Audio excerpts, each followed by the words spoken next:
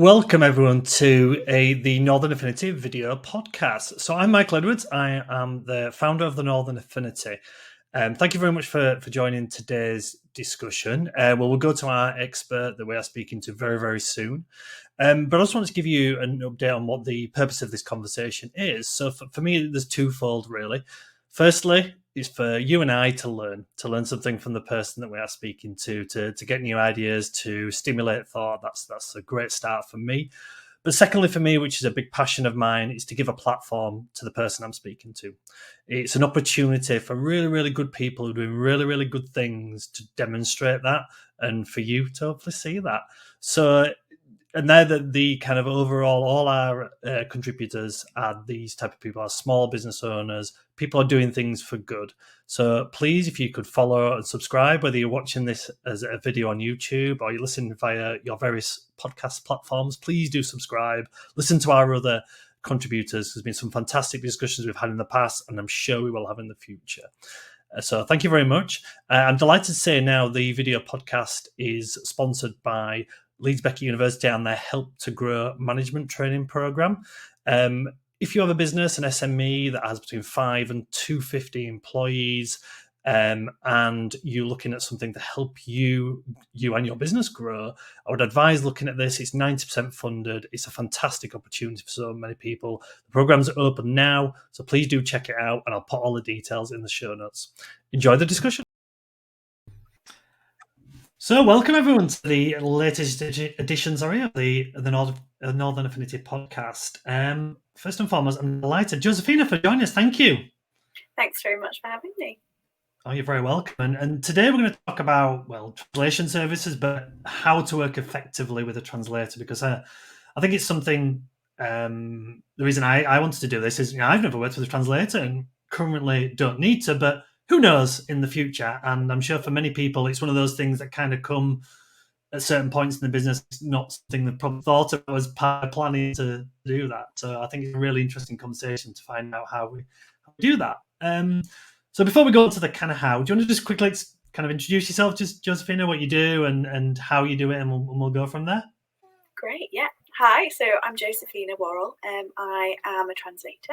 I also offer other language services. So the primary area of my business is translating texts from French and Russian into English.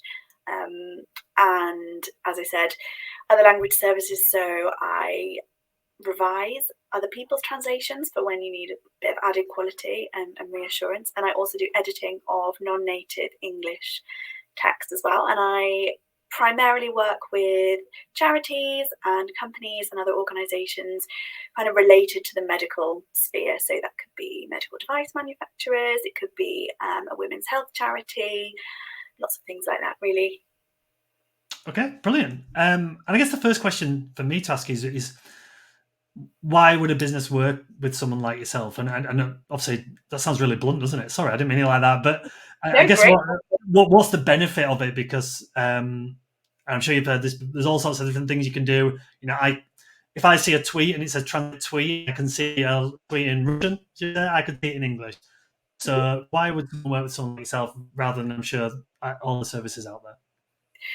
Yeah, so, primarily, and the main reason you would work with a human translator is you have a really important message that you want to get out, and you don't want to trust it to a machine.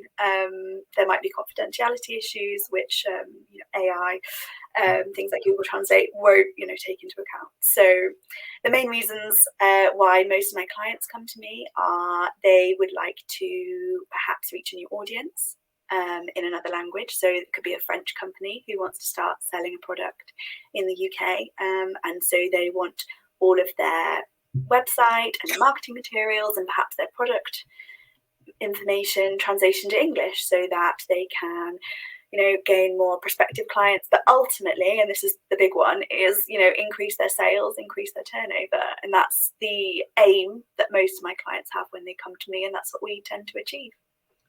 Absolutely. I guess that's the negative of a machine, AI, whatever, is that I would assume that the translations are often literal, which I use the example of Twitter, is absolutely fine on Twitter, I guess, on the whole, because you get the grasp of it. But as you quite rightly said, then if you're putting in marketing materials or their website and things like that, literal translations will not always be right, will it? Because it won't read well. And like anybody who, somebody who has who's copywriter in the UK and just for English market, I could write a load of marketing materials, but it wouldn't sound right because I'm not good at that. Whereas I'd get somebody, and I guess it's no different in your world. That's exactly right, and I often use that analogy. And I think, particularly when it comes to marketing materials, a company, a freelancer might put so much effort into crafting all of that stuff. They might pay someone to do it, a specialist. And I would say that the translation needs as much care and deserves as much care. So that, the aim is that we kind of achieve what you want to achieve. And that, a machine isn't always going to manage that. As you said, totally great if you just need to get the gist of something. If it's, something that's not high stakes, great. Totally go ahead and use, Google Translate or something like that. But when something's really important, that's when I come in, basically. Absolutely, and someone very, very skilled might have put something together in Russian, shall we say, and sounds great in Russian and is absolutely fantastic. But like I said, if you change that into English, it would devalue it straight away, wouldn't it? It wouldn't be effective. Yeah, and I think that this is such a translation word, but context really is key. If you look in a dictionary, there might be like 5 or 10 different translations for the same word, and a human translator will really take that into account and will look at the exact context. This kind of, take an example of just one word that this word occurs in, a machine won't take into account that context. And context is super important, obviously. 100%. It can change the message really, really quickly, can't it? Exactly. So I guess moving on to the how we do that. So let's use the example, the Northern Affinities. We've decided we're going to become, rather than the Northern England Affinity, we're going to be the Northern European Affinity. So we're going to have our services all around Europe. And I obviously will need a new website, a website. I came to you and said, right, Josephina, I want you to do this for me. How, in your kind of experience, would it really work well, the relationship? How would we do that? What would be the kind of steps we'd take? So the very first thing I'd want to do is to jump on a call to really kind of sound out exactly what you're trying to achieve. And to make sure that you know exactly what you want, because that can often be the trickiest part. I wouldn't expect any new client to know how translation works. You're not the expert. That's what I'm here for. So we try and have a really good meaty discussion to work out exactly what you want, what you need, what languages you want your website to be translated into. How big a scope is this project going to have? You might decide, okay, I just want to work in French-speaking countries. So, we've got France, we've got Switzerland, we've got Belgium. With one language, you can reach quite a wide number of people. So we'd be looking at your scope. We'd be looking at exactly what you want. We'd be looking at what your goals are.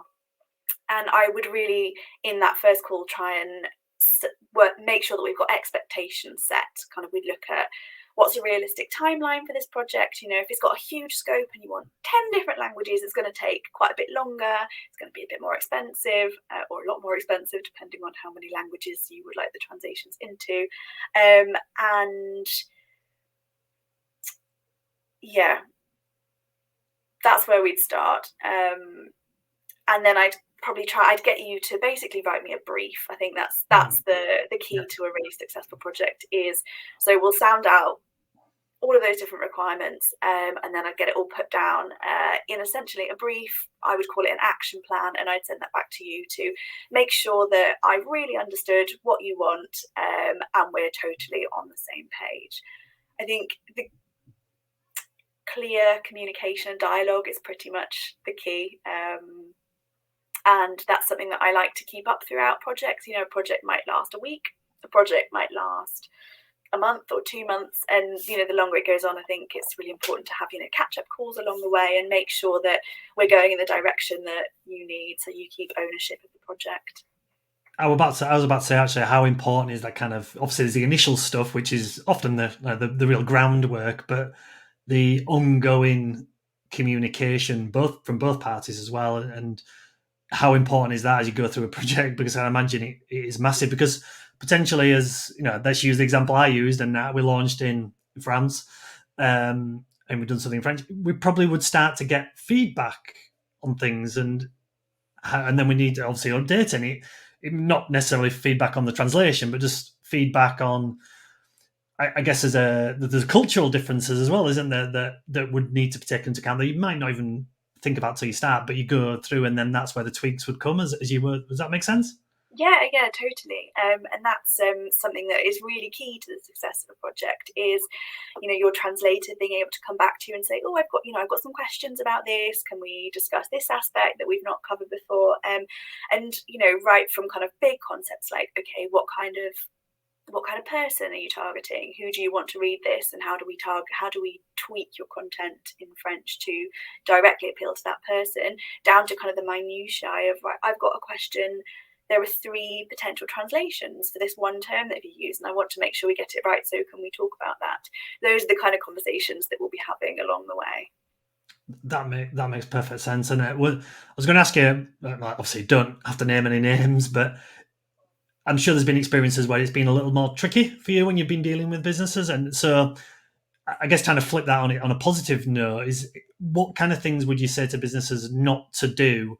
Say they were working with you or any translator, I guess, not do as you're kind of going through, whether it's a project or an ongoing relationship. Yeah, I mean, of course, every business, has projects that have gone more smoothly than others. And I would say most of the time, any difficulties come down to a lack of communication and a lack of, clear expectations being set. So I can give you a fairly vague example. Yeah, of course. Of a project that didn't go super well. And so I was working with, in this case, a European university, and they had a huge PhD thesis that needed to be edited. In this case, it was written by a non-native English speaker, and so my role was to edit it to make it sound like it was written by a native speaker. They didn't give me very many. They didn't give me a clear kind of specification at the beginning. They just said improve it. They didn't answer any queries that I had along the way. So I sent 4 or 5 emails and tried to get in touch in other ways with questions that were really key to making this a success. And I didn't get any answers back. So when I eventually sent them the finished kind of edited piece of work, their feedback was just the English isn't good enough still, and they wouldn't give me any clear feedback. They wouldn't give me any reasons why they thought this or what they thought could be improved. So, at the end of the day, they're not happy with the product, and I'm also not happy with, what I've been able to deliver, because it's not fit for their purpose, because they've not told me what their purpose really is. So I think that's a good example of how clear communication, a clear brief, and remaining in contact throughout a project and answering any queries, those are really the key things for everybody, being happy with the end product. Yeah, and I guess kind of the moral of that story is, especially, is kind of like that initial stages, isn't it? Get that setting expectations and getting that right, and obviously tweak as you go along. But definitely that kind of, it's worth putting that extra little bit of work and time at the start of something, because very few things go 100% perfect. But if you can get them 90 to 95% right, and then it's a little bit easier to kind of tweak then. But if there's no understanding right from the start, and it only ends up being 50% right, you're so far off the end. Does that make sense? Yeah, exactly. And I'm really invested in my client's success. I really want the work that I do to be good value for them. Yeah. So otherwise, it's not a very satisfying job for me either. So yeah, just clear communication is really key. You can't go far wrong then, I think. Absolutely. Now we kind of relatively briefly earlier touched on AI as a thing.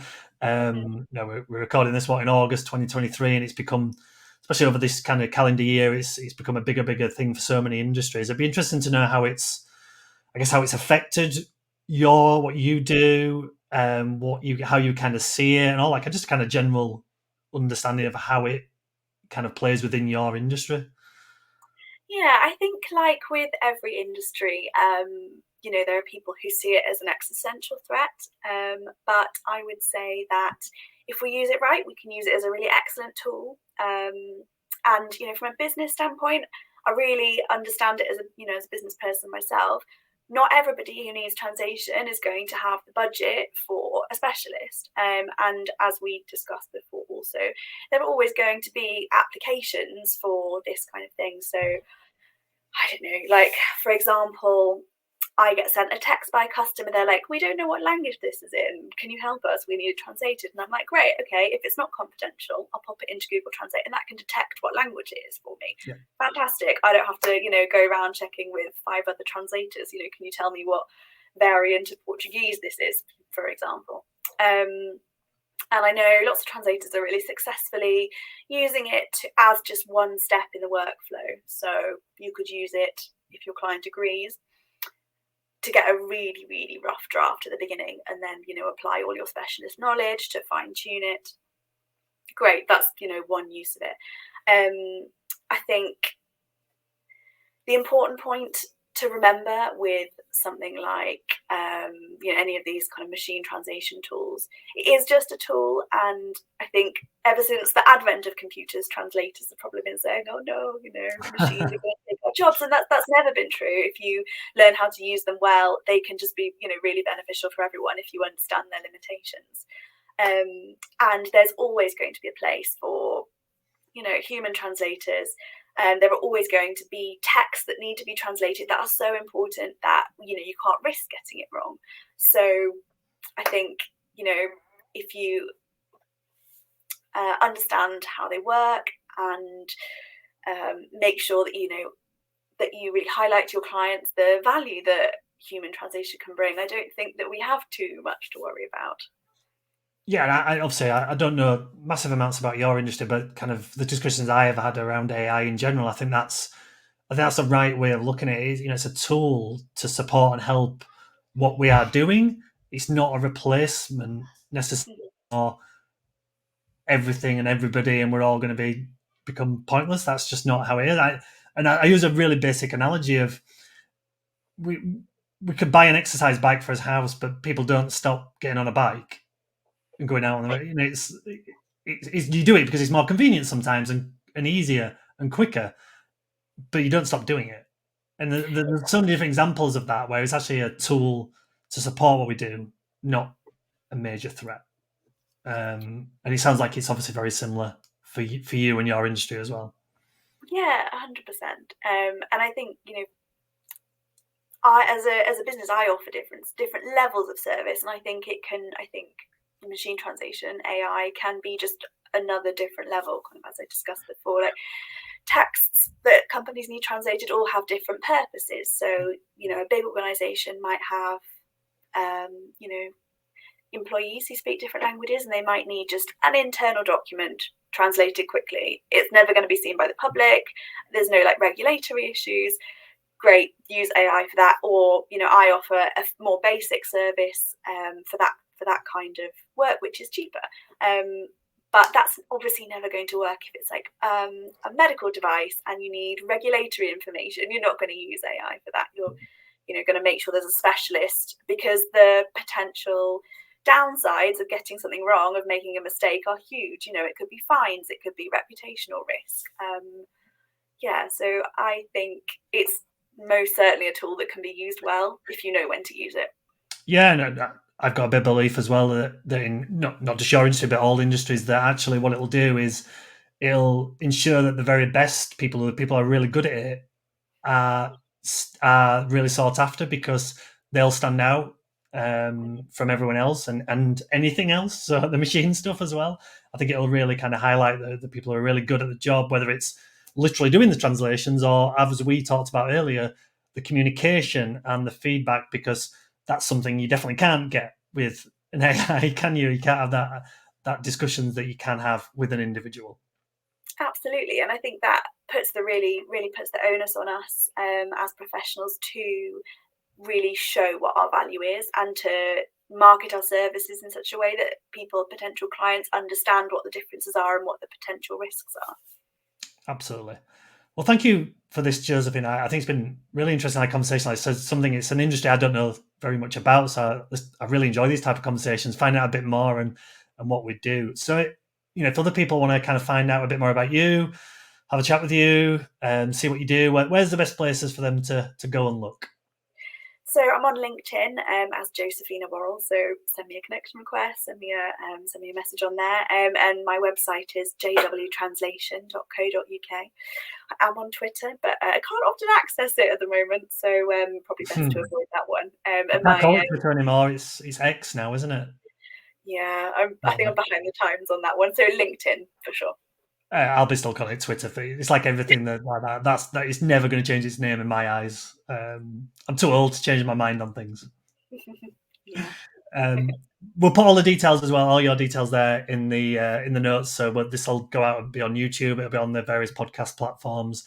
But we'll put all the links in there to your LinkedIn and website and everything as well.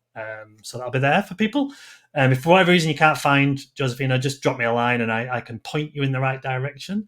So yeah, I just want to say again, thank you for your time. Really, really interesting. And sounds like you're doing some great work. And like I said, keep that communication up. Great. Thank you so much for having me. This has been great.